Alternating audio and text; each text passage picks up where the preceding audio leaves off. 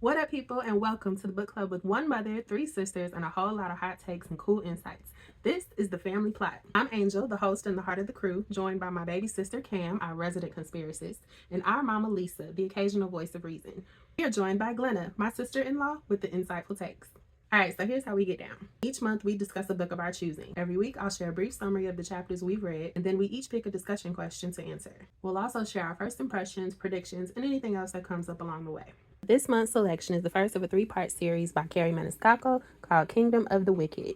It's a young adult fantasy novel that follows Amelia, a strega or witch, as she seeks vengeance for the death of her twin sister Vittoria.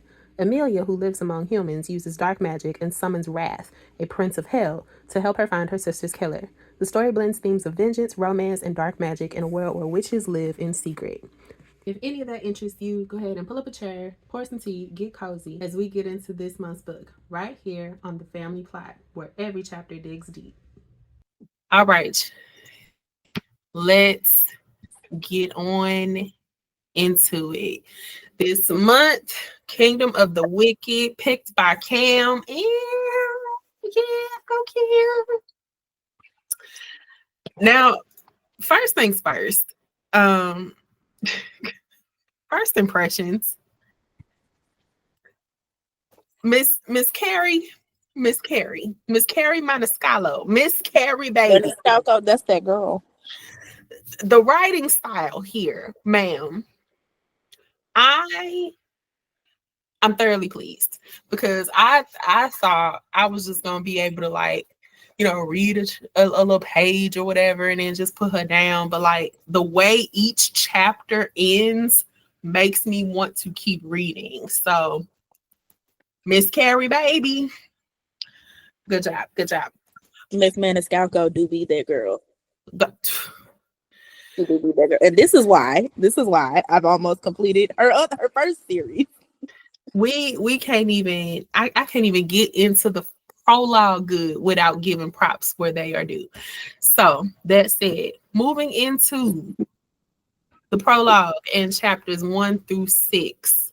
All right. So in the prologue in the first 6 chapters, we meet twin sisters Amelia and Vittoria, who are streghe or witches living in Sicily under the care of their grandmother, Nonna Maria.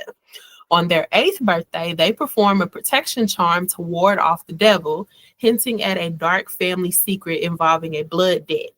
A month later, a strange magical reaction between their protective amulets gives Amelia the ability to see people's auras. 10 years later, the twins help run their family's trattoria. Vittoria often sneaks out at night, worrying their Nana, or Nona is how they say it, who fears demonic forces are returning. After Vittoria's mysterious disappearance and the discovery of 2 murdered streghe, Emilia finds her sister's body in the monastery with her heart ripped out and her amulet missing. Overcome with grief and rage, Emilia swears to avenge her sister's death. As she seeks answers, she's drawn deeper into a dangerous world of dark magic, whispered warnings, and demonic threats. Now, before we get into any of Give these, me just a second. before we get into these questions, I want to open the floor to initial reactions. Glenna, since you're working, I need you to go ahead and give us your reaction first. I've got somebody at the counter, so skip me. Okay. Mother, can you give initial reactions? Unmute yourself. It would be helpful, yes. Initial reactions, we were talking magic and coming off of what we just came off of. Well, not magic, but witches. I very much felt like we were back into the book we previously started, or it would be similar in terms of magic being utilized throughout the course. Because like I said, we're dealing with witches. I was just wondering how deep we were going to go, and it seems like this is Another level. I'm gonna say that. Another level. Another This is level. Oh yeah. Lord, Yeah. don't get a This song. ain't necessarily the harvest, but we gonna be harvesting something. But it ain't what we got. Another witch book. Right. Cause I got the magic in me. So that's where I went. And then in my mind, and this, I'm sorry, just the enchanting it was like charmed all over again, So I was just like, okay, this is what we doing. So that's where I was. Are we yielding? Oh, I yield. Thank you. Sorry about Okay. Thank you. Cam, initial reaction. Carrie be that girl. I told you. Okay. I told you. Because I wouldn't have recommended it. Because y'all know I judge books the hardest out of anybody in this crew. True. I have now read 3 of her books in succession. And they were amazing. I mean, that last one kind of pissed me off a little bit. But they were amazing. So I had no doubt that this one was also going to be amazing. Because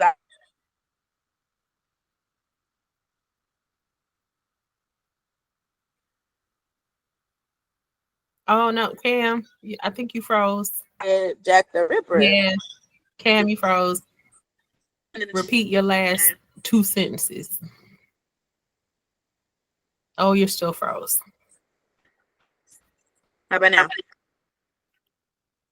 Better. Okay. Better? Mhm. Okay. So yeah. What the heck? I think it's because Glenna just came back. So I think Now it says you lost your network connection, but it's on my hotspot. Okay. There we go. Better? Okay. So you saw how into Jack the Ripper I was because we sit in the Chick-fil-A line and I had the book in my face while we waiting on burgers and fries and nuggets. Like, it was so good. And so I was like, okay, let me read the second one. Read the second one. It was amazing. Read the third one. It was amazing. And so this book is a stark contrast to those books. Like, it's a completely different subject matter, completely different writing of the protagonist and the other characters in the book. So I knew there was going to be some like juxtaposition, but I never doubted that it was going to be bad because the writing style has been consistent. I think is what she was going to say. I think so too. Right before she froze. Cam, you're frozen again. Just to give you an FYI. God. Are we back? We're back. Okay. So in conclusion, Terry Maniscalco do be that girl. And I get it. Okay. So totally agree with you both. A lot of magic, just like our previous month's book. A lot of world building, magical things, all the things. What I really enjoy about this particular story is that it's set in Italy, and I've been doing my dang thing in Duolingo, so I've been very excited to see Italian words just sprinkled all through the thing. Because even though, like, even if I don't know exactly what something means, she gives enough context clues to where I'm like, oh, that's what that must mean, or that's what that has to mean. And then of course I bust out the Google Translate and I'm like, yeah, knew that. Haha. I also Glenna sent me something earlier this week about like a book rating system, and I sent that to you. I don't know if y'all had seen it, but it was kind of like this TikTok of this person saying like, you got like your snack type of books, the real light fluffy stuff like the popcorn and the candy type books, then you got your stuff that's a little more substantial, like a sub sandwich, some cookies and some chips. It counts as a meal, but it's not really filling. And then you got your deep fully fulfilling full course Thanksgiving meal type books that really just kind of dig on in there. And I don't know where to put this book just yet on that scale, but I can say I'm satisfied. I ain't stuffed, but I'm satisfied. All right. I see I got a hand raised. Cam, what's up? I just wanted to say, if you were to listen to the audiobook, the person reading is doing so in an Italian accent. Hey, sha-da-da-da-bo-sta. Yeah, I thought that was really cool because I was like, the way she was saying stuff, she was saying nonna and strega. And I'm like, okay, girl. But the ghost talking is what threw me off. I had to go back and get the book. What did that ghost just say? We ain't there yet, Mom. We ain't there. No, in the very beginning, in the prologue. And In the prologue. yeah, Oh, I yeah, had to right. go back and I'm like, what is her? It's just Because they were whispering. yeah, but it reminded me of Hogwarts and the Slytherin when the snake is talking. Mm-hmm. So that's what it gave in the dramatization. That's what it gives you. It gives you. I said, "Oh, is we back at Hogwarts?" This version isn't even dramatized. It's just like the person who's Right. narrating. She's just doing the entire book in an Italian accent. Right. But like I said, once you heard the ghost at the beginning, that's what originally threw me, and I was like, "Wait, huh? What is that?" So ultimately, because I didn't say so before, I do yield the floor because I am satisfied. As you can see, discussion questions are a little different this month. You have a number of topics to choose from. Whatever topic you choose, that is going to lead us to your question. So, Mom, feel free to pick a topic. You have magic, mundane, sisterhood, and betrayal. Oh, excuse me. Oh, she's ready. She know what she. It's given like it touched something. I see. Did it touch a nerve? Sisterhood and betrayal. It is all right.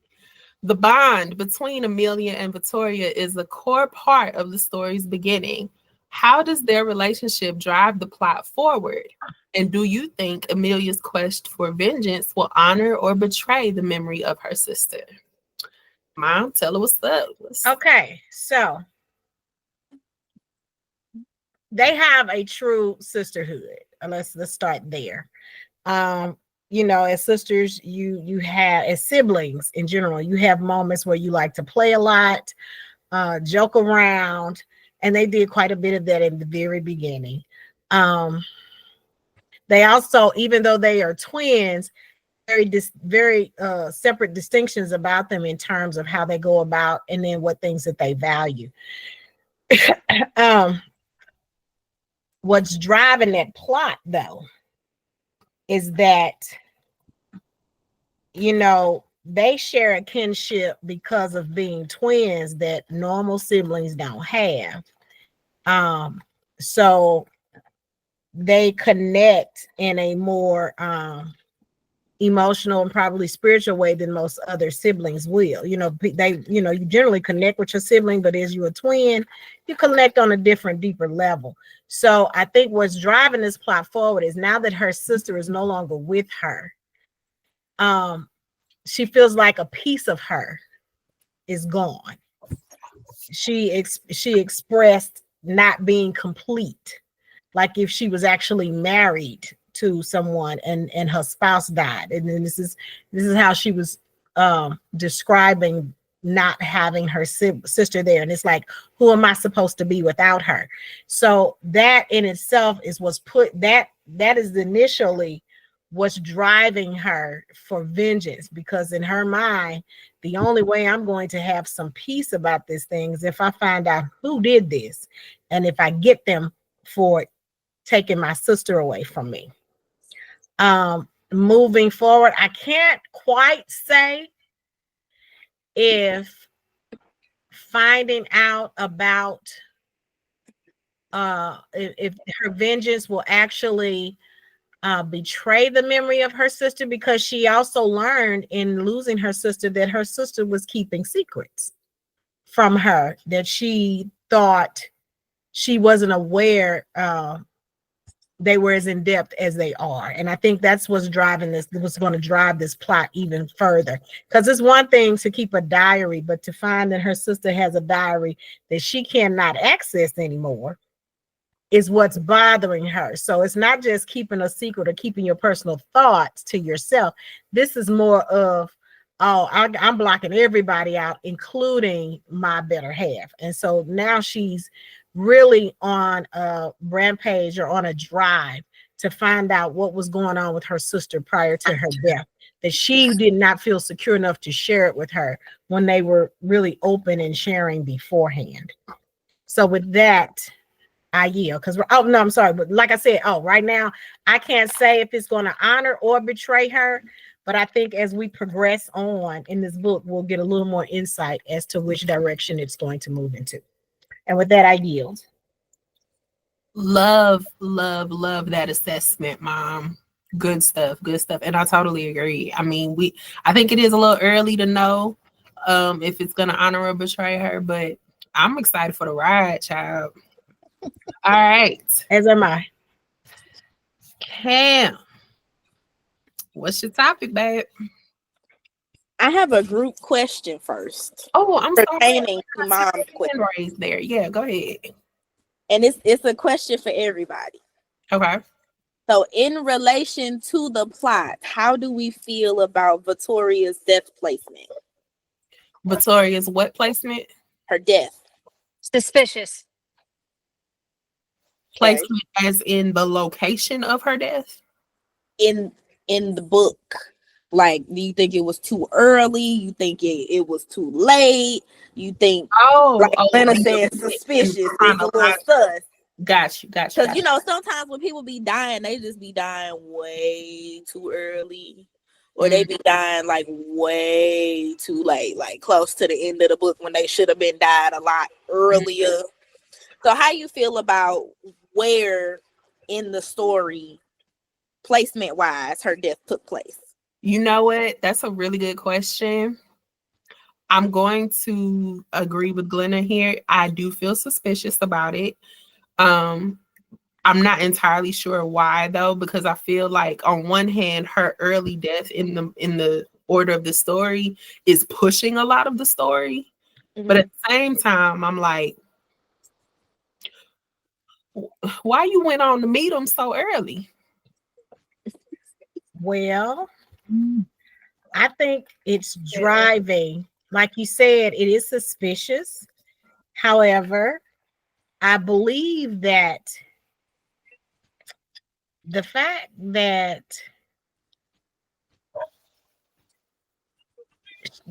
she's not the only witch that had this fate is leading into something's going on with why these witches are being killed, and that is pushing, that in itself is pushing the plot along with her personal thoughts and feelings about her sister being taken from her.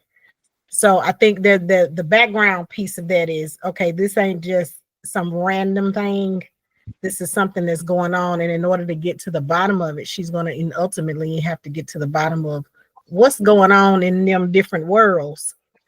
Yes, I agree, but I am still curious though if this early death was really necessary for the plot, or let's go here, is she really gone to glory? That is a good, but you said gone. Her heart was gone. Yeah. I get that. However, this is a made up world with made up terms and magic, and I'm not necessarily like, it's not really like piecing together for me what's possible and what's not possible in this world. In the same way that, like, Thor's hammer can only be lifted by somebody worthy. Well, what's worthy? I don't know what dead looks like in Sicilian Kingdom of the Wicked. What's really dead? Well, I had that same thought, Angel, and I think where my thought came in is the fact that her heart was missing. Means that she could have that her heart may have been needed to reincarnate her on the other side. You don't know where. Yeah, that's you don't know where that takes you, but then of course that's part of going along for this ride, because I don't know about getting to the destination, but the journey is something. What? Slide that over. We can't It's see. okay, Glenn. Move over. Okay. Okay. So I asked this because she has a habit of really interesting placement of what could be considered more climactic scenes in other books. And the thing that threw me about it is I didn't see it coming. And that's saying a lot. That is saying a lot. I didn't know that it was happening until Amelia was like, he lifted his hand and there was blood on it. I said, well, shit, that's her sister. But the whole time she was standing at the end of the catacombs just looking at this person laying over this table, I didn't know what was going on. You and me either. Clearly, she didn't either, because it was paragraphs of her conjectures, and they was all the way wrong. And it wasn't until she said anything about blood that I was like, that's Victoria on the table. But then she said her heart was gone. And to me, that's taking me back to Nona's warnings, because she ain't told y'all to be afraid of these people for no reason. And she hasn't been stressing it your entire life for no reason. And then the fact that they were warded as children against a blood debt, that makes me think, was Victoria the sacrifice for whatever your ancestors put in place? Baby. So get to the discussion question, because see, you opening up some. This is why I asked that question. Hold on, because I be giving you a lot of leeway. I was gonna say we could do all our questions and predictions at the end, but you just skipped on it. No, it's good though. This is a really good question. But this is all about a question. This ain't got nothing to do with my answer to whatever question that I'm finna choose. This is all about the question that I asked. But when it's my book picks and I got stuff to think about, I got extra questions. Questions. So I'm gonna choose foreshadowing and warnings. Come on. Foreshadowings and the warnings for 200, Alex. All right. Indeed. The red sky, Nona's superstitions, and the strange reaction of the amulets all hint at a larger threat. How do these warnings build tension and foreshadow the return of dark forces? And did you notice any other clues that might hint at what's to come? Yes. I'm with it. Okay, so first question. Do the warnings build tension and foreshadowing of the return of dark forces? Yes, because even though Mama was born with no powers, Mama was still giving off the same warnings that Nona has been giving them since they were 8 years old. Period. Nona, since they were 8 years old, and here we are 10 years later, and they're now young adults, still giving off the same warnings and going as far as to say, tonight is not a night that you need to be outside this house. The wicked are coming. Stay at home. Don't go outside. We need to keep you safe. Hide your kids, hide your wives, hide the witches. And what's unfortunate is that neither twin heeded Nona's warning, because Victoria just like to go out and be Victoria and like to sneak around and do good Lord knows what with whoever she was doing it with. But Amelia had made it very known that she did not believe in the wicked. She just thought Nona was trying to scare her. So what did she do? Just like her big bone-headed twin, she left the house at night and found out some stuff she wasn't supposed to find out. And here we are. And So, here we are.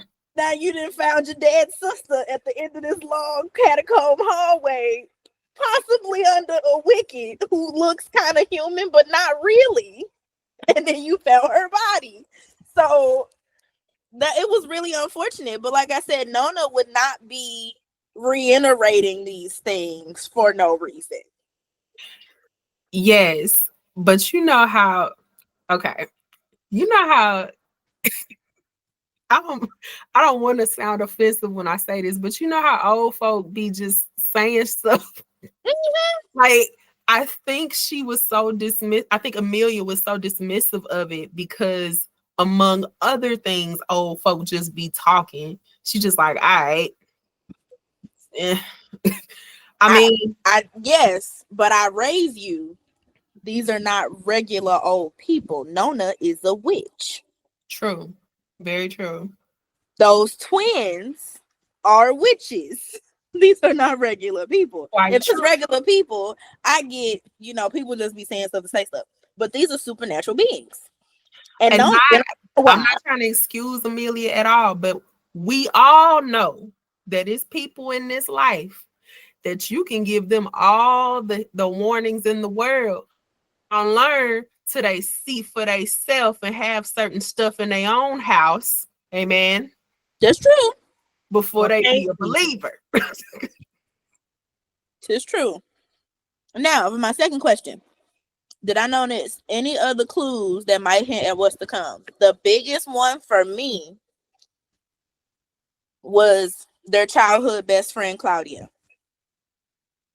Okay. Because out of all of Nona's warnings about dark magic, Claudia is the friend whose family got into and stayed into dark magic. Mm-hmm. And then Nona didn't really say, don't hang out with your friend. Like, she ain't do that. So to me, that means at some point she's going to either be exposed or have seen something with Claudia's family, which is why she knows maybe I don't need to be doing, these magical things. Like, that's still my friend, but I'm gonna leave her over there. Mm-hmm. But we didn't fully dismiss Claudia either. So that makes me think either her or her family is gonna become a punctual unit at some point. I like that. Yeah. I agree. And That I He's very valuable to We are yielded. Yes. Okay. All right. Glenna, are you at a point where you can select a topic? At the moment, yeah. The magic in the mundane world. Perfect. Magic in the mundane world. And give me a second. Sorry.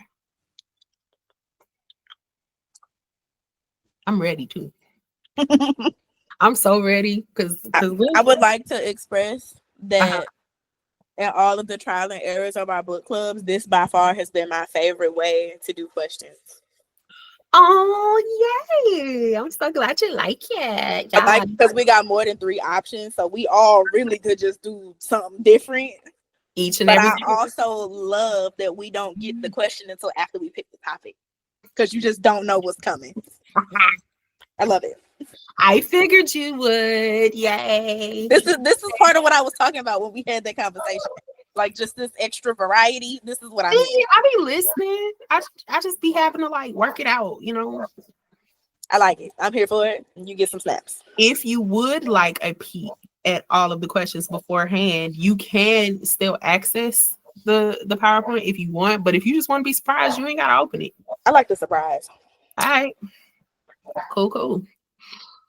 Well, whilst we are, Why don't you go ahead and select yours while we waiting on Glenna? So I am, and I think I'm gonna pick Faith versus Magic.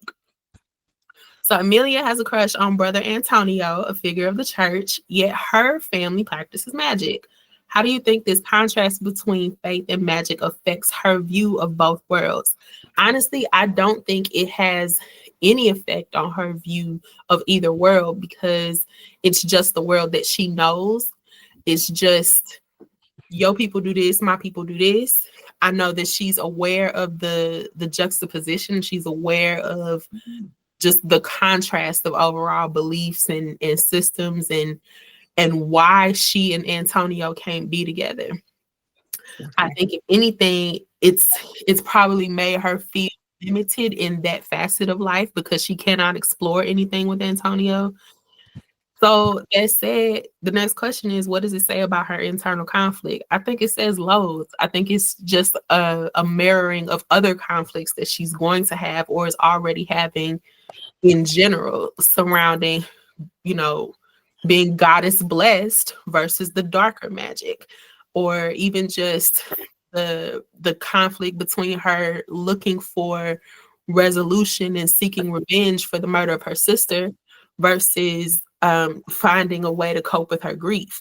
I think just the whole heart tugging in different directions for Antonio is really just kind of a symbolism for all the other conflicts that she's having just as an 18-year-old witch in Sicily. That's where I'm at with it. Okay. Right. Can I have Glenna answer her question before I? Okay, great. And with that, You mean before I have to run away again? Mhm. Normally it is not this bad. I'm also here by myself, so that makes it even more fun. I figured.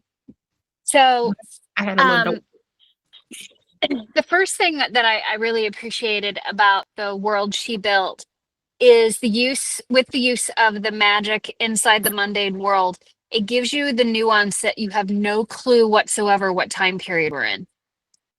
She has never once stated when she is. So she could be today in 2025, or we could be in the 1950s, 1970s, 1990s, 1800s, because they talk about the girls wearing dresses, but they don't give any specifics whatsoever. I'm pretty sure we're not in Victorian times, but that's not necessarily rushed out. The earliest I would say we're setting is maybe Nona's from the Victorian times, and maybe the girls are from the Gilded Age. But you don't know. And I love that about this because there's no discussion of technology. Everything is done the old fashioned way. And I absolutely love and adore it. It's one of the reasons why I want to go visit Italy so bad again, because our trip got canceled because of COVID.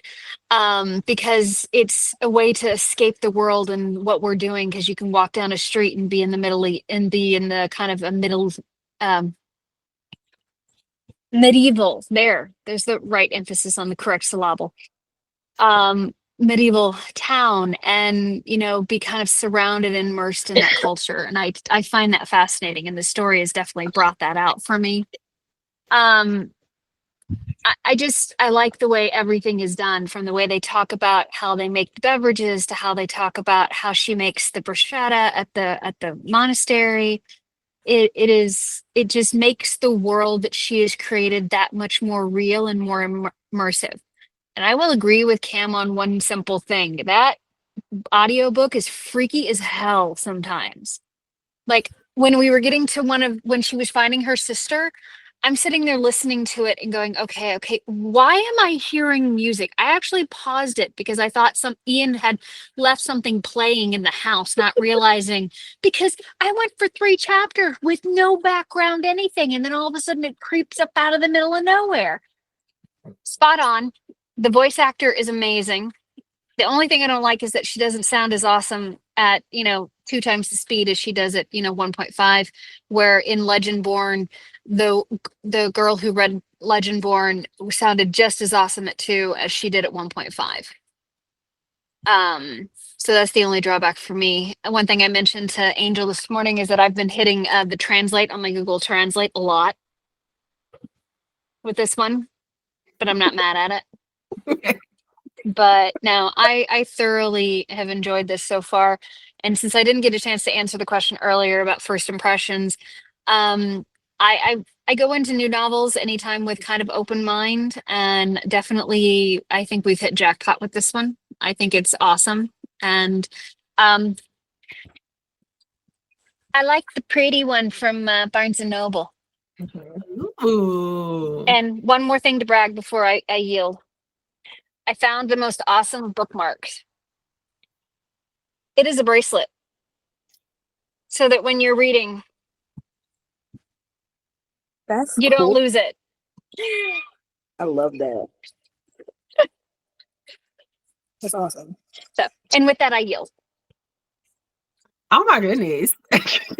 That is such a cute and innovative thing. I'm so happy I for know, that. right? Do you know how many bookmarks I lose? Yeah. All right, ladies. Any final thoughts on these first 7 chapters? Oh, sorry. I did not see your hand, Cam. What's up? Just Amelia and the good brother Antonio. It is so funny. You know, This is my brother, but I have some very unbrotherly thoughts about him. hello, baby girl was struggling. She was like that young lady. I ain't had no sex. I'm trying to find a page so I can write the quote down. The girl was sitting there like that lady in at the altar. Just, I ain't did nothing. I ain't had none. Like, Yeah, baby girl was struggling.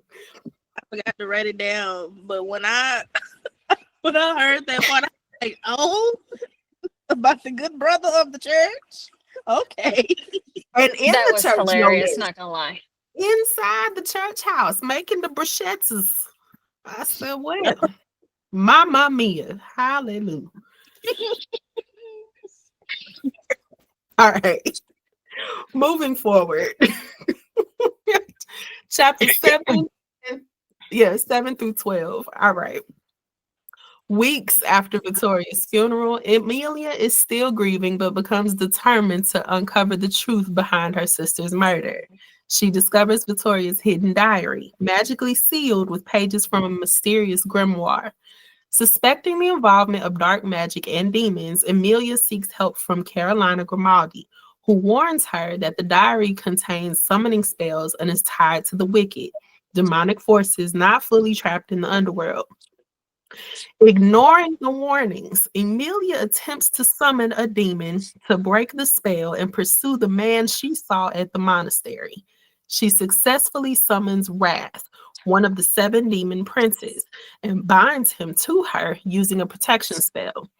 During their intense confrontation, Emilia tries to kill him, but her spell makes her attack ineffective and permanently marks them both. Wrath reveals he did not kill Victoria, but had been involved in a deal she made with his brother. He proposes a blood bargain with Amelia to strengthen their bond and better protect her, while they both seek out the real killer. Though intrigued, Amelia ultimately refuses the offer, for now. Baby, we got to do first impressions. I'm sorry, because Carolina told you to leave this alone. Like that Jamaican, like, put it back. Put it back. Don't be worried about this diary, baby. You don't want none of these problems. And what does she do? Summon a demon from hell to this here realm. You know, it pissed me off just about as much as the Mummy movie franchise. Because if they would have just left stuff alone, we wouldn't have had them problems. Now I kept laughing halfway through the whole actual summoning of like her interactions with him. I'm like, girl, you did this to yourself. You did it to yourself, boo-boo. Now I'm also like, okay, you're grieving, I get it. But I'm also kind of sort of pissed because in our previous book, we was also dealing with a grieving dumb teen who's out here doing stuff through grief and causing problems to the earthly realm because of that grief. So I'm like, I've been here, done that with this story, but I was still intrigued with this story, in part because of how Wrath was talking to her crazy. Because I feel like if I was Wrath, I would be saying the same stuff to her. Like, girl, this little containment spell only gonna hold me for about 3 days. You might want to think very seriously about how you talking to me. 1, 2, 3. 1, 2, and 3. I did not write it in my summary, but Carolina is Claudia's aunt. So she's also a practitioner of dark magic. Just want to make that clear for anybody who might have missed it and anybody watching this video. With that, I yield on my first impressions. Glenna, what's your first impressions? I mean, considering the back of the book, we kind of figured this was coming. Mm-hmm. Not gonna lie, I kind of assumed that she was gonna do a lower level demon to start, and then she'd try to bring that person back, say something wrong, and get this guy. I honestly thought that's how that was gonna go. I'm a little amused that she got this guy the first time around, which is why I was laughing through the whole commenting thing.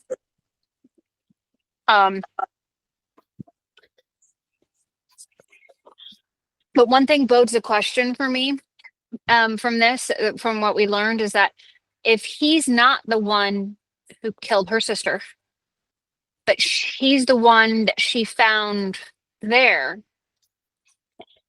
who was following her home?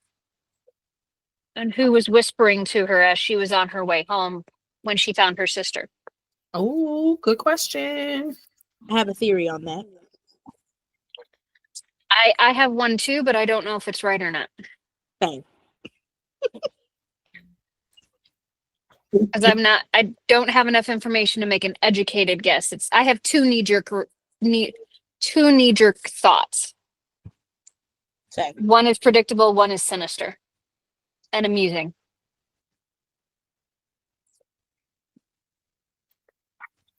Well, I'm with you guys on the comical end. I thought Raph's interactions with her, the verbal interactions, was given. I could see him eye rolling at her, like, "Oh my hell, I'm stuck with this chick," and I see the eye rolls going on, and I'm giggling because he like, no, this heifer didn't just stumble up on a spell to get my ass for what I was doing. I ain't got my shirt on and I got to deal with this foolishness. It's like you get stuck babysitting, and that's what he gave that vibe. And it's like, okay, I'm gonna be honorable, but yeah. So it was hilarious. Like you all said, it was hilarious to me just to listen to the back and forth with the two of them. But with that, I yield because I'm going into my first question is Raph's revelation. That's where I'm going. So, what's your first impression, Cam? Before we go there. Oh, I thought it was hilarious. And the fact that she is trying to fight with a demon over his native language. I need to know exactly what you said. Why? Ma'am. Tell me what you said. What you said. So I can make sure I understand what I'm doing here. So I thought that was really funny. I thought her revelations to his behavior within her circle was equally hilarious. Well, he can't lie, and he's not lying about not being able to lie. So maybe what he said was really the truth. Ma'am. Baby, if I ain't never seen somebody so green at doing something, it was Amelia coming in this demon. Girl, and when he said, "Is this your first time?" and she didn't say nothing, he was like, "Oh, that's what the eye roll, baby. That did it for me. I was done. I saw the eye roll, I saw the foot tapping on the floor, and I just saw him standing like this. Exactly. That right there. So I thought it was absolutely hilarious. That's all you and a bucket of chicken right there. Because I was like, if this ain't one of her moves, she'd be like, oh. Girl, and then when he brought up the bargain, and she was like, "But this is what Nona said we got to do during the bargain. Am I ready for that?" You wasn't ready for this. Maybe you shouldn't have summoned the demon. Maybe you should have listened to Senora Grimaldi. Huh? Maybe you should go ahead and took your butt back to the tutorial, started, sauteing some shells or something and live your life. Listen to adults. Yeah, right there. That's her whole problem. She's not listening. But we going back to hard head teenager anyway. There we go. Okay. So you just With listen that to the old idea. folk. Just listen to the old folk. All right. Well, the floor has been yielded. Thank you, ladies, for your first impressions. Mom said her first or her question here is going to be Wrath's revelation, correct? Did I get that right, Mom? You wanted Wrath's Yes, ma'am. revelation? Okay. Yes. All right. So when Wrath reveals that he was involved in a deal with Victoria and was simply collecting on it, the complexity of the situation deepens. How does this revelation change the way you see Victoria's actions? And what does it suggest about the larger forces at play in the world of Kingdom of the Wicked? Okay. So what changes my thought about Victoria's actions? Let me just first say, when he revealed he was there regarding he was collecting to me, that to me was even suspect, because what is you collecting and you got to lick her blood? Why are you? To clarify, he did say that Victoria's deal was with his brother, another prince, Pride, and he was coming to collect on the deal with Pride. Just to clarify. Okay, but you standing over her licking blood. So in my mind, my first thought was, okay, are you just demon or you a vampire demon? What were we doing? Because why are you sucking? I mean, why are you licking blood? That was my initial reaction when that part hit and she realized what he was doing, and that bothered me. But then to how am I viewing Victoria's actions? So you done made, in my mind, Victoria is made some shady dealings with these princes that Nona been telling her to stay away from already, because she done hooked up and got with his brother Pride, and something is going on deeper than what her sister is about to embark on. And for her to even reflect back and say, Victoria will say some stuff in a joking manner and it actually be the real thing, when she made the comment about, oh, I'm just going to marry a prince of darkness, or get married to the prince of darkness, and all of that was extremely shady. So the fact that she's wearing this white silk dress that we know she was not in her at home, it was not something that they normally would have. The material and the fabric was something on a higher level than anything they have come to own themselves. And again, she's in all white, which is ritual for wedding or sacrifice or death. At any rate, whatever she was going in there to do, it lets you know that she had already been dealing in that world without the knowledge of her sister, which is probably why her diary was spellbound, closed with magic. In regards to the larger forces at play in this book, well, we already know they're demonic forces. We know there's magical forces. I think ideally we're going to be exposed, because like you said, and the one thing I agree with Glennie is you have no idea what time frame this is taken in. So what context, whether there will be supernatural with technology in it, or just old world thoughts and historical data on what used to take place. So you don't know what realm this is, and we almost have to play out or read out what is coming to pass. I think for me, in terms of the larger forces, being just the demonic world in general is a huge force in itself, as well as magic. So the two of them coming together I don't want to say traumatic, but it will be epic, if nothing else. in terms of those two worlds coming together. It doesn't say right now that there is a battle per se getting ready to happen, but there will be some large initial struggle in both realms because of this connection. And like you said, it started from a blood debt, and you're not quite sure which side owes the debt and which side has to pay the debt and what that actually looks like. Because right now it could appear as if it's a sacrifice, but knowing that this ain't the only this ain't the only witch that didn't die. There's something else going on that's even greater, that's larger than just paying a blood debt. Because if that was the case, her sister wouldn't have had to die because another witch has already been killed. Does that make sense? And in the very beginning, it talked about a blood debt from a witch or something like that. One of the warnings, anyway. So yeah, it's something bigger than just the simple blood debt, and I think that's what we're going to run upon coming up in the next set of chapters. And with that, I yield. Wonderful insights. Love it. Love it. Glenna, are you at a point where you can pick a question, or do I need to come back?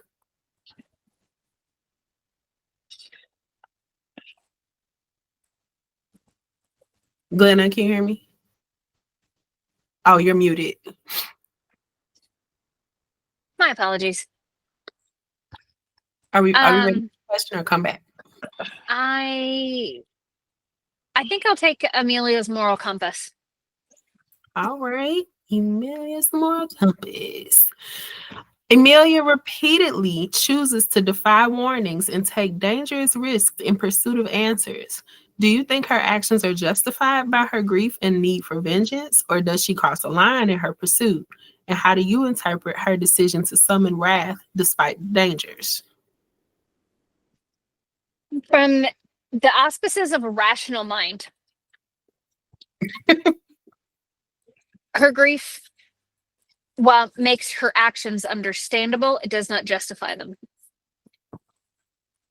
Because she is not thinking, she's not realizing the consequences of her actions, or she's not caring about the consequences of her actions. She's only thinking of vengeance. And she doesn't, at this point, she doesn't even acknowledge the risk to her family, her friends, her, depending on what all this situation is being held by. It could be the cost of her community, could be the cost of the world. We don't know. So I don't think her grief justifies anything. But it makes us understand it, because she's so single-minded right now that all she can think about is the next thing, not necessarily anything to do with cause or effect. She's the girl needs counseling, but we don't know if she's in a time period where it exists.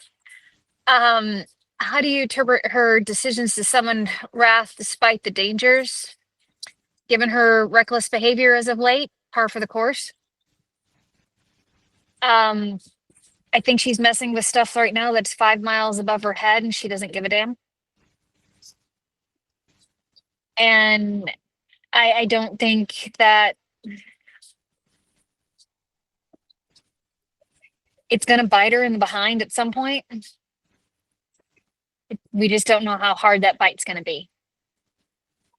And maybe the protection with wrath is going to, save her, but there's a possibility it might not. And considering we've got a prince of hell that is worried about the death of witches, makes me wonder what's on the other side of that. Mm-hmm. And with that, I yield. Always coming with the insights, ma'am. Yes. One has to wonder what's on the other side. Cam, pick your poison. What's your topic? 2 seconds. I found the quote.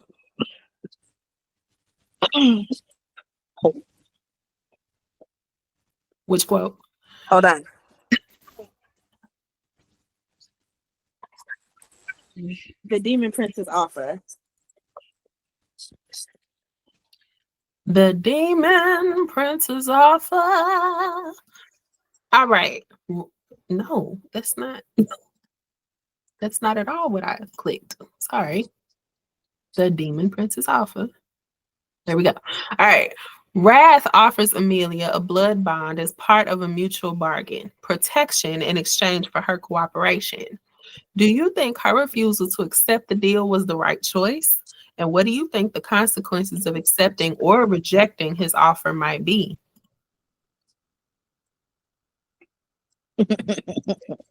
No.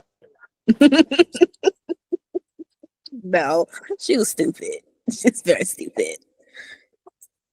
Get your nose away from my plate. So I think she should have did it for the sheer fact that you just summoned the demon from hell. Like, you don't know what door you just unlocked. So you need him to cooperate with you. He needs some cooperation out of you. What's a little bit of blood? You know, he's from hell. Now, the consequences, I'm a little concerned about the consequences, honestly, because her sister had a consequence with his brother and ended up dead. Like, she struck a deal with his brother and ended up dead. So if he can come and collect on his brother's behalf, what makes it so that any of his other 6 brothers can't come collect on his behalf? And this is a blood bond, and that was Nona's whole entire qualm why she was warding them against them in the first place, because there was some situation with an ancestor in their family and they owed for a blood bond, or they owed a blood debt. So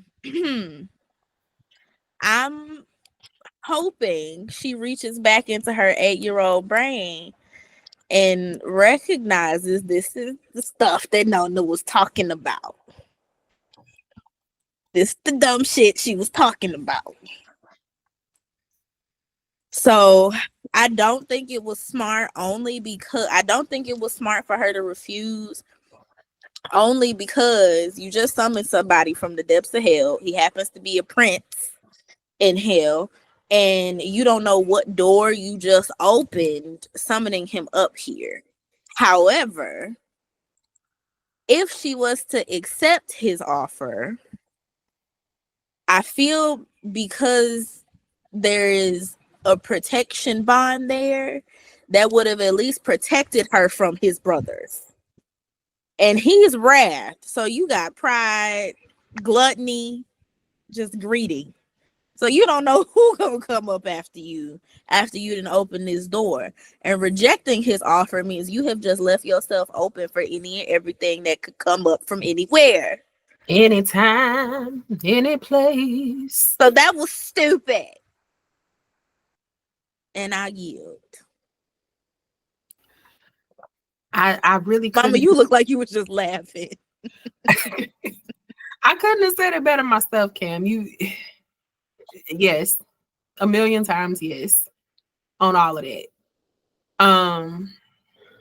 Child, I got so many questions, but before I get into like my final thoughts and questions, I will select the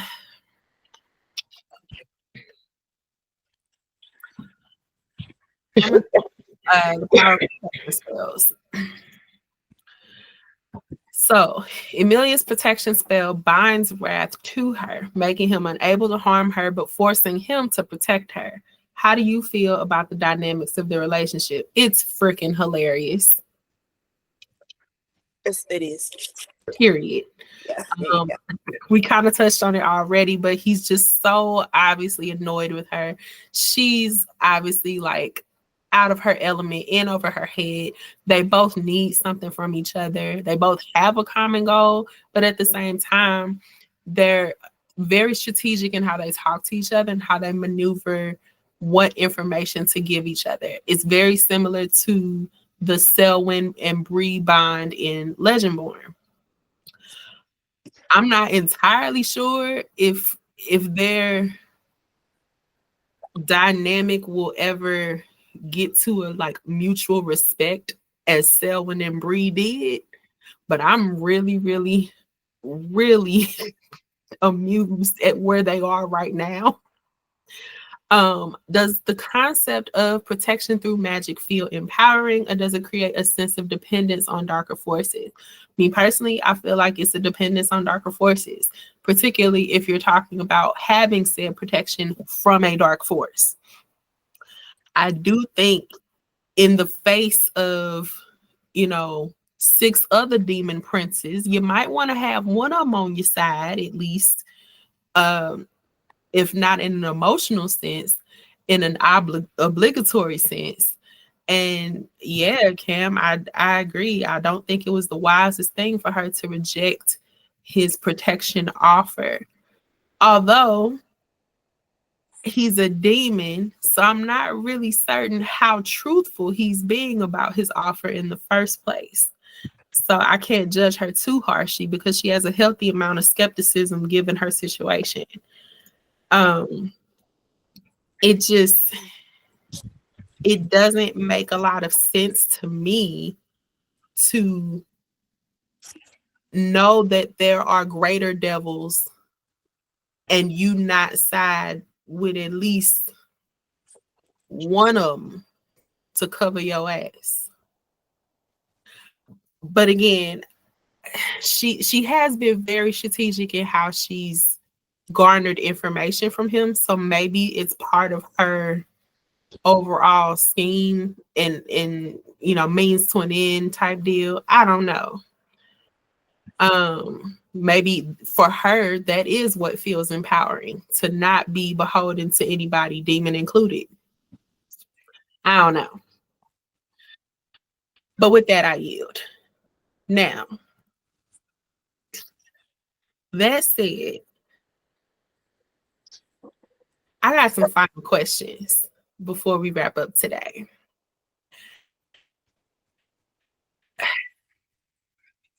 Wait, before you answer your question.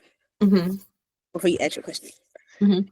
Typically, from most historical contexts, demons or any summonable creature has a very hard time lying in the circle that they are trapped in.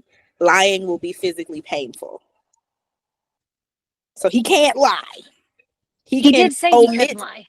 Yeah, he can omit certain information, but if it leans toward or into a lie, it will physically be painful. Okay, so let me clarify. What I meant by that is, yes, he may not be lying as in speaking falsehoods, but in his omission, he is doing just that, lying by omission. Or that level of strategy with his words is manipulating an understanding of what he is saying in a similar way that she does in later chapters with another one of the Demon Princess brothers. Oh, we made another one. Thanks. Yeah, it's coming. But again, I feel like it's part of their nature then. Like, no, I did not technically tell you an untruth, but I also did not reveal an honest answer. But he didn't volunteer any information. That's the thing. So he has to answer her truthfully, but he doesn't have to volunteer details that doesn't directly answer her questions. Exactly. And that, to me, maybe that's just how I define lying, but in my brain, it's under the same umbrella of manipulation. Well, manipulation, yes, for sure. Yeah, but that's the reason she did not select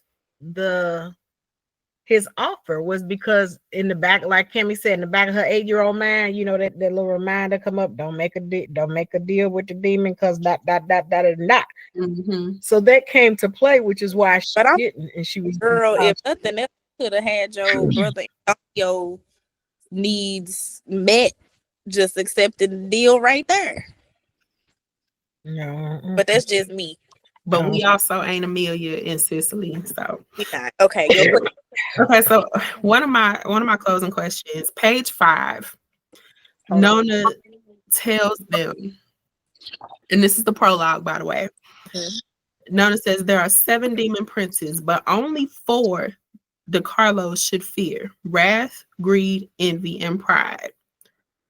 My question is, what is it about these 4 that the DeCarlos ain't concerned about the other 3? And so I thought about it. I said, well, what are the other 3? I just did a quick Google search. The last 3 deadly sins, or what I'm assuming would be the other princes of hell, would be lust, gluttony, and sloth. So, Nona Maria, why you ain't worried about them 3 as well? What's so special about these 4 right here? I think those are the ones that had a blood debt connected to them with their bloodline. Pam, go ahead. I think what it is these 4 are the most knee jerk of the 7. So she gives you descriptions after. One will crave your blood, one will capture your heart, one will steal your soul, and one will take your life. Those are all things that can happen like that. That's not gonna happen with sloth. What he gonna do? Make you lazy? Fair enough. What lust gonna do? Make you feel a little spicy? A little horny.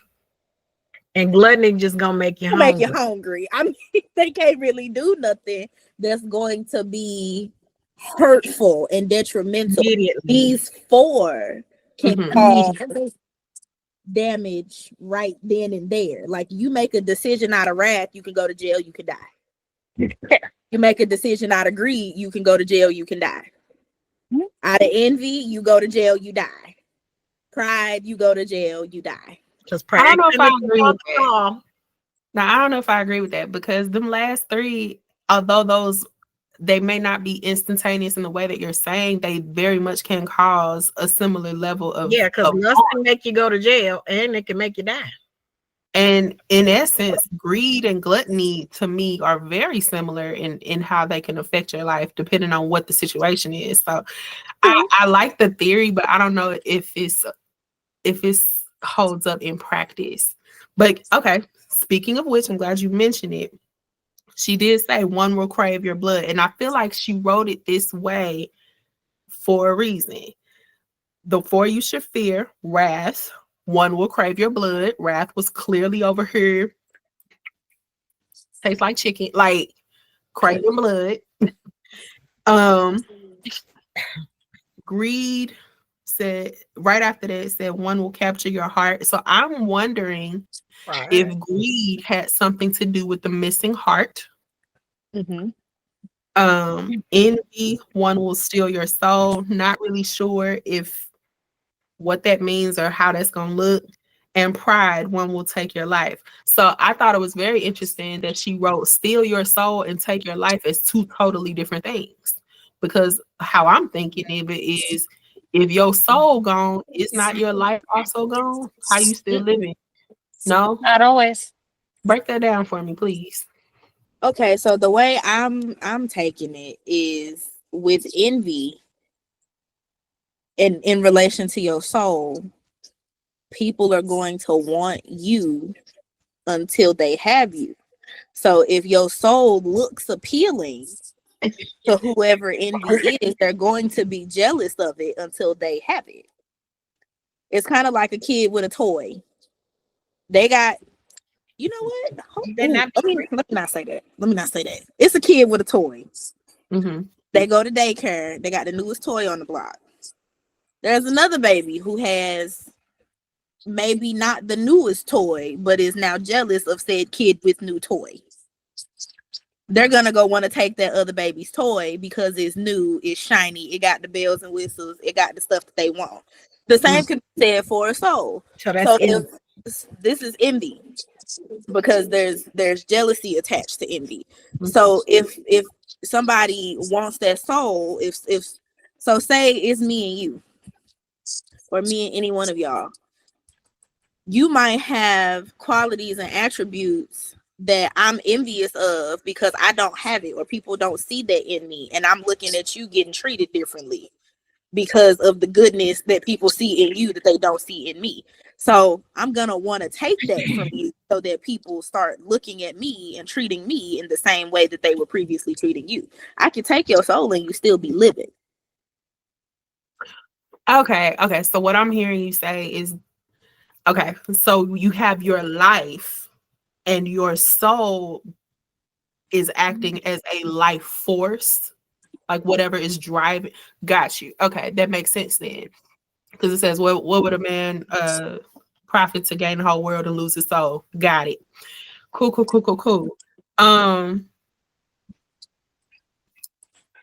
Real great breakdown. Thank you for that. So yeah, I think she wrote these four in this order and how they can affect you in that same order as a way to foreshadow what we gonna see from them other princes. And see, I didn't think she listed them in that order for that way. What you think then? This is the final thoughts section. Please share your final thoughts. The way it came off to me was that Nona was just reciting from memory. So she could have said, we're supposed to fear wrath, greed, envy, and pride. These are the reasons why, but not necessarily in this order. So I took greed as the blood craver. And I say that because if there's a constant want for blood, I mean, you can have a wrath on anything. You know, people say ain't nothing like a woman scorned. That woman got some wrath somewhere. You know, you don't want to come up against Out that. for blood. Right. Blood, got it. But you could constantly have like a want for people's blood. And you know, some people do. That's why we got war. But war and wrath aren't always necessarily, you know, coinciding. One will capture your heart. I thought that was envy, because a lot of times when people feel some form of jealousy and it's a physical reaction, it has something to do with your heart. Like you are feeling something, like people heartbroken or an anxiety filled reaction. That's how I took it. I didn't necessarily take it as she listed them in the order that she said them, because this was a memory before we got to present tense. I felt like Nona was just reciting them from memory. You could be right. You could be right. I could also be right. You could. I guess we'll never. We ain't gonna know. Don't know just yet. We'll find out. Okay. So also, I was thinking about these cornicellos or these amulets, and I was wondering, because there's been a mention of the Horn of Hades. And if you have your Bibles, turn with me to page 38 and 39.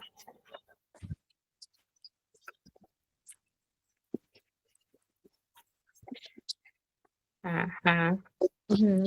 Could you read the top line on 38 just to make sure that I have, because in the same area, because I have a different version than you guys do. Okay. So the top line on 38 says odd. Okay, we're good. Okay. What was I gonna say? Where is it? Okay, so towards the bottom of the page, in the second to last paragraph. Of which page? Okay, wait, sorry. It says, he opened his mouth to say whatever it was a person said after they were caught licking blood from the dead, when his gaze landed on an area near my chest. The heat of his focus almost singed my dress off. He tasted blood and had the nerve to stare at me like I was another delicacy put on this earth for his pleasure alone. Or was that ... liar? His voice was deep, rough, and elegant at once. A serrated blade wrapped in silk. All the hair on my arms rose. Blah, blah, blah. So right here, when she done caught him at the monastery, standing over her sister's dead body, he look up from licking the blood off his fingers and start looking at her chest. And when I remember, she's wearing her cornicello. What would make a demon be suddenly drawn in this moment of gotcha, got caught, be looking at an amulet? And is this amulet or is this cornicello the horn of Hades? Because they didn't mention it a couple times. He seemed very shocked to see it on her, which is what makes me question, like, is there a correlation here? Go ahead, Cam. Yeah, what you think? Okay. You said the only one in class today. Come on. So I thought that the reason he called her a liar because Victoria, I believe, had left home. She was like her clothes the same and all this stuff.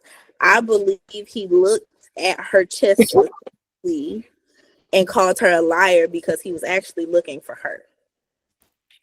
Because she's the one who has the magical abilities that nobody else in the family has. And they were probably aiming for the DeCarlo with the active magic.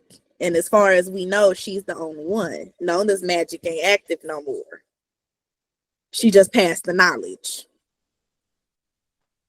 And so him gazing at that amulet, because she's saying it almost cinched her dress off, which means it's either lighting up or it's burning at the presence of this dark magic. And he probably looked and said what he said because while he's looking down at the one he just killed is not the one he was looking for. And they look exactly alike because they're twins. Also, why was Victoria's amulet missing? They probably took it thinking it was hers. So they really looking for Amelia. That's what I'm thinking. Which that's what brought me to my theory that Glenna was talking about earlier, where I said I have a theory for the snake. But hold on. How do we know that Victoria's magic wasn't active? Because we don't. But if Victoria had active magic, that may have been one of the things that she opened up to her sister about, because I said may have because they likely would have come active around the same time. And when the stuff that was going on with Amelia's was happening and nothing was happening to Victoria, that makes me think that although she had the magic there, it wasn't active yet, and it might have something to do with mental maturity. I don't know, because it seems like Victoria is still very much childish. Victoria or Amelia? Victoria, because she didn't like to listen. She wanted to just go off the beat of her own drum and do what she wanted to do. Amelia was the one who was like, okay, I'm gonna listen. I don't know how much I believe, but I will listen and count what you are saying. Mm-hmm. I'm gonna be this conspiracy theorist on this one. Come on, come with it. Because, and I'm gonna say this, I think the reason Victoria was going off doing her own thing was probably because she recognized when they were younger and the amulets were not supposed to touch, and they did, their reaction kicked in, and she was going off trying to figure stuff out on her own. This is my thought. I could be wrong, but it would explain why she was always going off and wouldn't come back and would not talk about what was going on. Because let's face it, Nona done gave you 12 million warnings, and she may still have been trying to figure stuff out on her own. And in the end, she got these spells in this book that she done sealed with magic. So somewhere she's got to have something. She's got to have some form of powers because her book is sealed. And she had to have done it through some form of magic. Because remember that, and that was going to be my question is, remember when Nona told them not to take their amulets off, they shouldn't be together for whatever reason. She never said why. Mm-hmm. And it could be because of this blood debt. It could be, nobody knows, but they did take it off.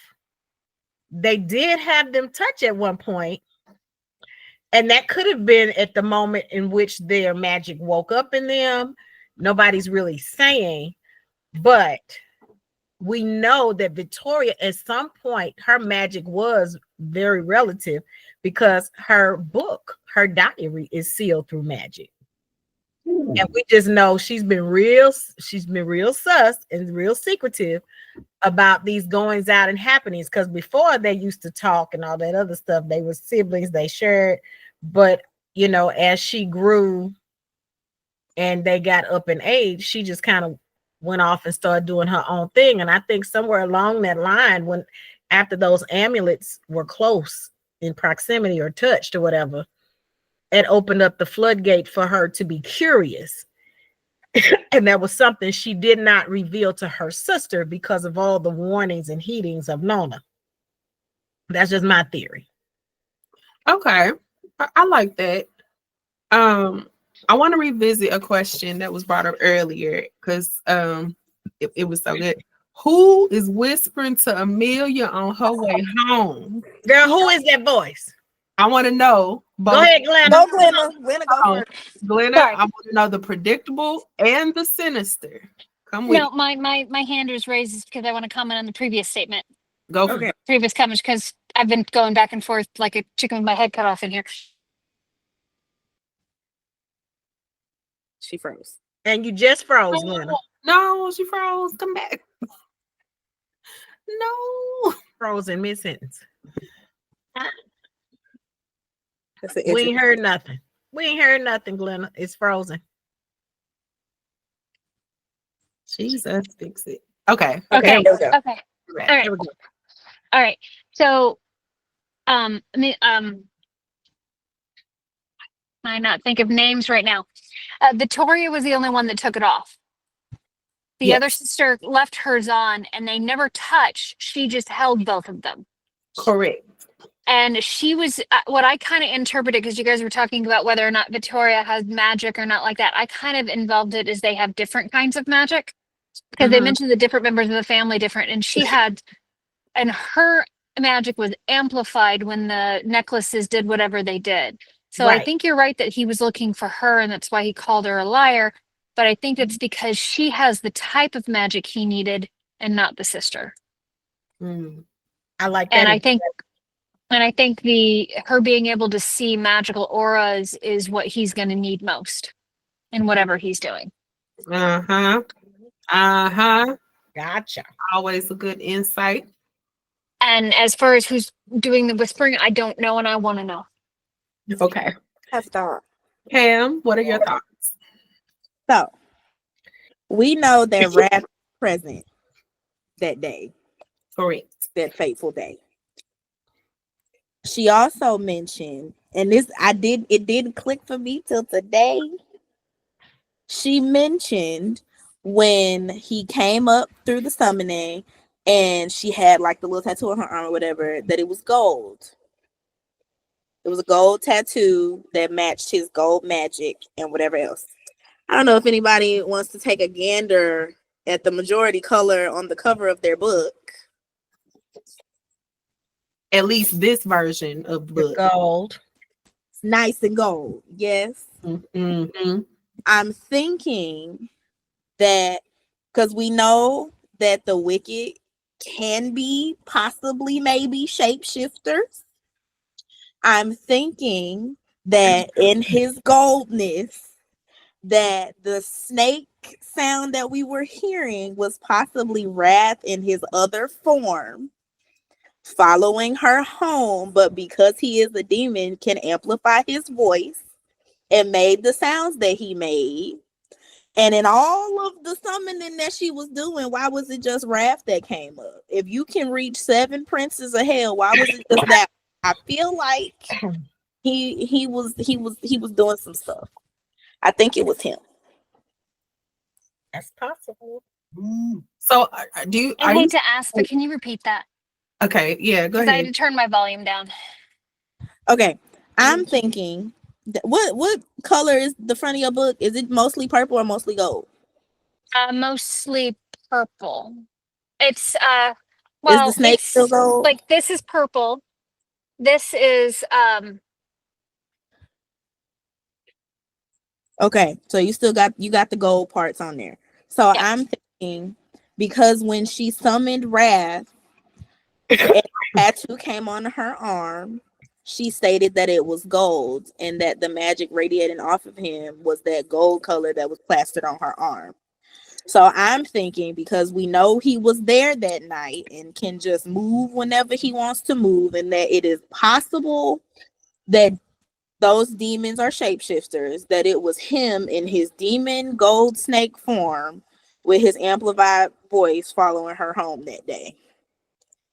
And that because it was her that he was actually looking for, because he had to be the one in the cave calling her a liar, that's who was following her home. And that when she decided to summon a demon, because she didn't know specifically who she was getting, and if all 7 of them run hell, why it had to be him, it could have been him following her home, and he was just waiting to see her again.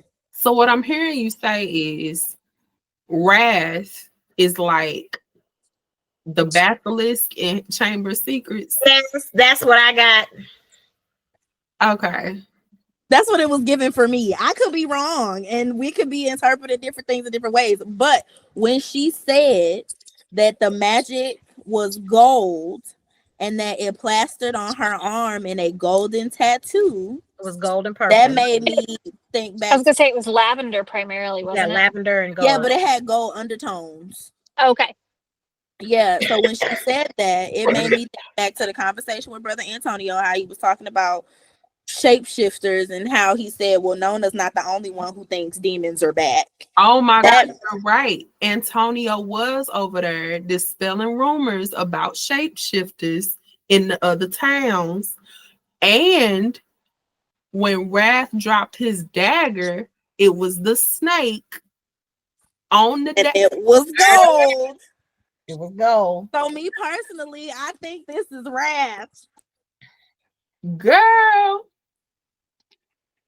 But I think that it was him in an amplified voice following him home, because what better way to disguise yourself following somebody home than as a creature who won't cast a shadow in the middle of the night? This dude a straight up basilisk. That's just my theory. That's just what I think. Yeah, You I know could be what? totally I'm wrong. not gonna dispel it because it does seem plausible at the moment. We just gonna hold on. We gonna put a pin in it. Yeah, and you know my theories do be changing.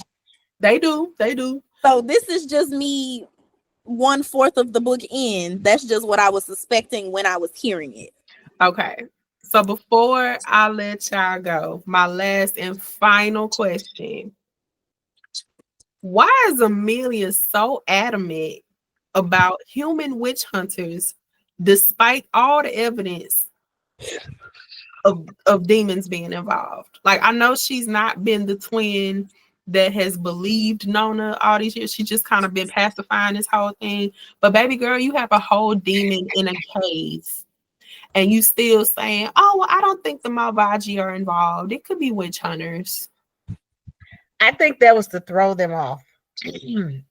Only simply because you done already stepped out of the realm of territory you supposed to be bothered with. Because technically, if you doing everything Nona told you to do, the only thing you should be concerned about is witch hunters, because them are the people, those are the humans that you live amongst that are out looking for witches. And because because witches, when people are afraid, they do what? They attack and destroy. So and that's just what that term witch hunter gives off, is that people who are hunting witches because they are scared or afraid or not unknowledgeable and ignorant to what witches really are or do, or whatever the case may be in this particular given scenario.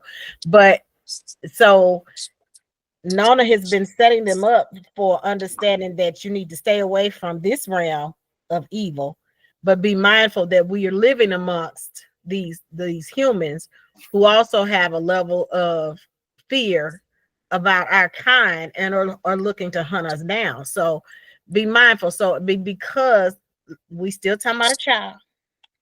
That's what she's been taught the majority of her life. That's what she's been taught. And then you got this teenager who's grieving, who's not thinking, who's moving at her own volition, thinking that I'm on this quest to find information.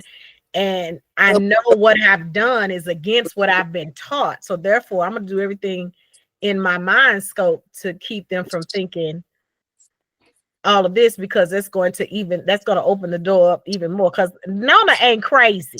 Nona knows she didn't up to, Nona out she up to no good. She done got in some dirt. Nona knows. I think Nona is the reason for all of this personally. I do too. It's very much given. It's given Encanto. Hello. It's either Nona or it's her immediate mother or grandmother. It's somebody she feels responsible for. Yep. It's the but in answer to your question, in my opinion, I think the witch hunters are something that are tangible. That the way they talk about them, it's not this myth that they're protecting them against. It's something they deal with on a day-to-day basis. Mm-hmm. They know what they look like. They know who they are. They know how they walk. They've seen them react. They've seen what they've done, and so it's in your face. She knows what she's looking for. Where the princes are very much a story told to keep them in line. A story told them to keep them mindful. It gives fairy tales for their original purpose, not the wicked we see every day. Quite literally, the devil you know versus the devil you don't. Okay, I'll take that. Exactly. I would also like to point out that the snake on the cover, his eyes and mouth are lavender. Yes, I do like your theory, Cam. I do. I just noticed that, honestly. I really did just notice that. But did you also notice those were the colors that came up more than once in this? Because they talked lavender and gold. They talked about it somehow. I think Nona was in the kitchen or something, doing something. The mark, the tattoo that both she and Wrath had. Not just that, it came even before. I gotta find it, and I left my book in the car. I'm sorry, but yeah, that color came up. That's not the first time those colors came up. It came up with Nona, and that's why I was like, coincidence. That was my first instance of coincidence. I was like, why is those colors so prevalent? But okay. Those was all my questions.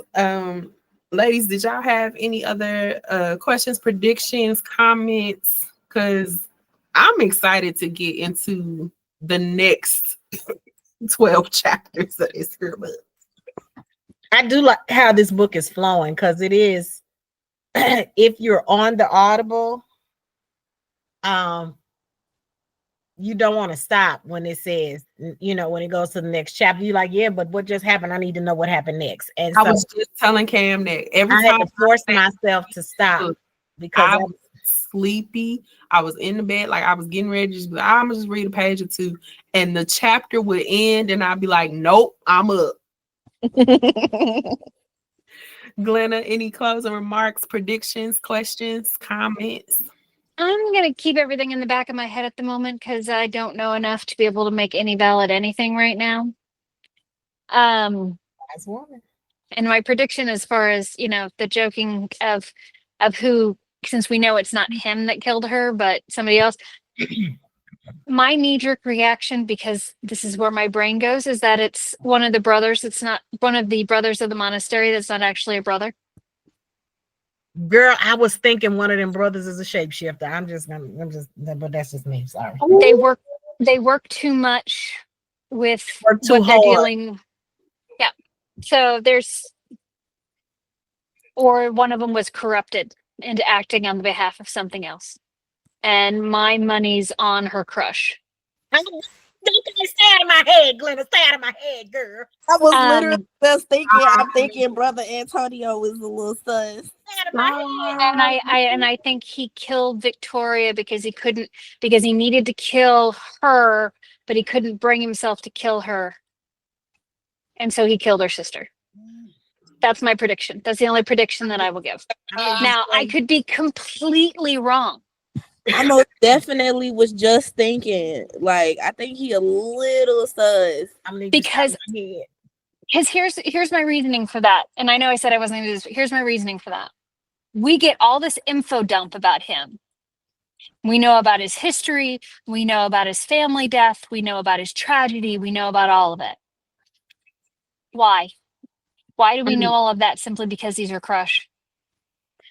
Because he's more important later on, and we need that information now. I will say though, she also did give us a little bit of information about Domenico and his family. But barely. Okay. Just enough to identify him as the next restaurant over's kid who, and this is what he sort of looks like. That's all we got. Yes, but also since Vittoria's dead, he been in the monastery a little more often. Fair. I will concede that. I like your theory though. I ain't trying to dispel it. I'm just like, now you got me thinking about who else she done gave us back. For the record, I will be done with this by Saturday. I'm sure. All right.